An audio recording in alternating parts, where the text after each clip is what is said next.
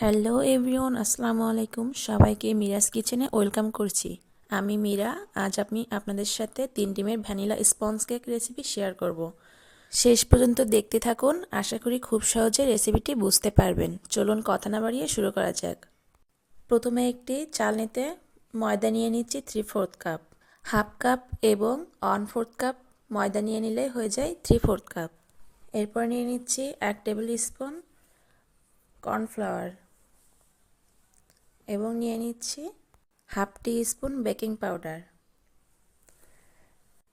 এরপর নিয়ে নিচ্ছি 2 টেবিল স্পুন গুঁড়া দুধ। গুঁড়া দুধ দিলে কেকটার স্বাদ অনেক গুণ বেড়ে যায়। এরপর দিয়ে দিচ্ছি 1 চিমটি লবণ। লবণটা স্কিপ করতে পারেন, কিন্তু লবণ দিলে স্বাদটা বাড়ে। এখন আমি এই শুকনো উপকরণগুলো একবার চেলে নিব। আমি অফ স্ক্রিনে আরও একবার চেলে নিয়েছি। এগুলো এখন আমি একটা হ্যান্ড উইক্স দিয়ে ভালোভাবে নেড়েচেড়ে ঢেকে রাখবো। আমি একটা বাটিতে 3টা ডিম নিয়ে নিয়েছি। কুসুম 3টা আলাদা করে নিচ্ছি। সাদা অংশের সাথে যেন কুসুমের হলুদ অংশ না থেকে যায়, সেটা খেয়াল রাখতে হবে। এতে করে ডিমের ফোমটা পারফেক্ট হয়।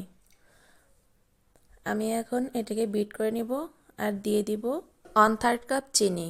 আমি চিনিটা একবারে অ্যাড করব না, 3বারে অ্যাড করব। চিনিটা গলে যাওয়ার পরে আবার চিনি অ্যাড করতে হবে। এভাবে করে আমি সম্পূর্ণ চিনিটা দিয়ে ডিমের ম্যারানটা তৈরি করে নিব। ডিমের ম্যারানটা সম্পূর্ণ হয়ে আসার পরে এরপর আমি এটাতে অ্যাড করব ডিমের কুসুম। দেখুন, ম্যারানটা ঠিক এই পর্যায়ে আসবে, একটা সংখ্যা লেখা যাবে, কিছুক্ষণ ধরে এটা থাকবে, তারপরে মিলিয়ে যাবে। এই পর্যায়ে আমি দিয়ে দিচ্ছি 1 টিস্পুন ভ্যানিলা এসেন্স এবং 3টি কুসুম অ্যাড করে দিব। দিয়ে দিচ্ছি 2 টেবিল চামচ তেল। রেগুলার রান্নার তেল দিলেও দিতে পারেন, না হলে স্কিপ করতে পারেন, এটা অপশনাল। তবে না দিলে একটু ড্রাই লাগে বেশি। এটা আমি 10 সেকেন্ড মতো বিট করব, বেশি বিট করা যাবে না, এতে করে ডিমের ম্যারানটা নষ্ট হয়ে যাবে, তাহলে কেকটা ভালোভাবে স্পঞ্জি হবে না। এখন আমি বিটারের কাঁটা 2টি খুলে নেব। আপনারা চাইলে বিটারের কাঁটা দিয়েও মিক্স করতে পারেন শুকনো উপকরণগুলো। আমি এখানে হ্যান্ড উইক্স নিয়ে নিয়েছি এবং দিয়ে দিচ্ছি শুকনো উপকরণগুলো। শুকনো উপকরণগুলো 3বারে দিয়ে আলতো হাতে মিশিয়ে নিতে হবে। এই পর্যায়ে খুবই সাবধানতার সাথে আস্তে আস্তে দিতে হবে। আমি এখানে 3 টেবিল চামচ দুধ অ্যাড করব এবং আলতো হাতে এটাকে মিশিয়ে নেব।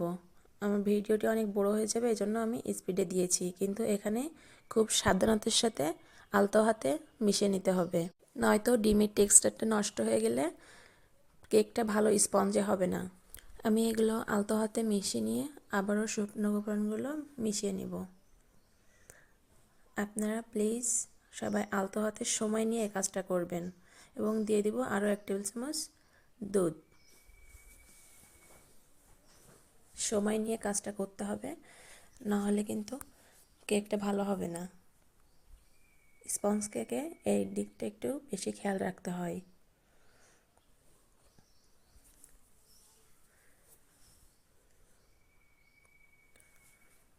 আমার সবগুলো উপকরণ এবার মেশানো হয়ে গেলে আমি এদিকে 8 ইঞ্চি একটা মোল্ডে তেল ব্রাশ করে বেকিং পেপার সেট করে রেখেছি। এটা আমার ভালোভাবে মেশানো হয়ে গেলে আমি এই ব্যাটারটা মোল্ডে ঢেলে নেব। ওদিকে আমি একটি কড়াই গরম করতে দিয়েছি চুলায়, লো টু মিডিয়াম আছে।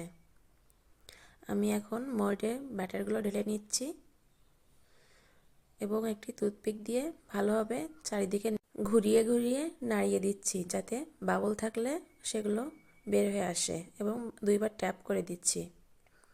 একবার আমি আগে থেকে প্রিহিট করে রাখা কড়াইয়ের ভিতরে একটি স্ট্যান্ড বসিয়ে সেটার উপর মোল্ডটি আলতো হাতে বসিয়ে দেব এবং ঢাকনা দিয়ে ঢেকে দেব, যেন ভিতরের বাতাস বাইরে না আসতে পারে। আমি চুলার আঁচ লো টু মিডিয়াম রাখছি। এখন আমি কেকটির ক্রিম রেডি করে নিব। এখানে আমি 1.5 কাপ পরিমাণ হুইপ ক্রিম নিয়েছি। আমি এখানে নিয়েছি ইনস্টা হুইপ ক্রিম। কেকটা বেক হতে থাকুক, এর মধ্যে আমি ক্রিমটি রেডি করে নেব। আমি 1.5 কাপ পরিমাণ হুইপ ক্রিম দিয়ে এখন এটাকে ভালোভাবে বিট করে একটু ফোমি টেক্সচার হয়ে আসা অবধি অপেক্ষা করব। ফোমি টেক্সচার হয়ে আসলে এর ভিতরে আমি অ্যাড করব 1 টেবিল চামচ গুঁড়া দুধ। আমার ক্রিমটি এখন রেডি। দেখুন, এখন বাটিটা উল্টালেও ক্রিমটা পড়বে না। এদিকে আমার কেকটি বেক হয়ে গিয়েছে। আমি আপনাদের দেখাই দিচ্ছি কত সুন্দর হয়েছে এবং ফুলে উঠেছে। টুথপিক দিলে যদি ক্লিন হয়ে আসে তাহলে বোঝা যাবে কেকটি কমপ্লিট। আমার ডেকোরেশন অফ স্ক্রিনে করে নিয়েছি। দেখুন কত সুন্দর কেক তৈরি হয়ে গেল। সবাই আমার চ্যানেলটিকে সাবস্ক্রাইব করবেন, ভালো লাগলে লাইক, কমেন্ট এবং শেয়ার করবেন। আজকের মতো বিদায় জানাচ্ছি। দেখা হবে পরে আরও কোনো একটা ভিডিও নিয়ে। Bye bye.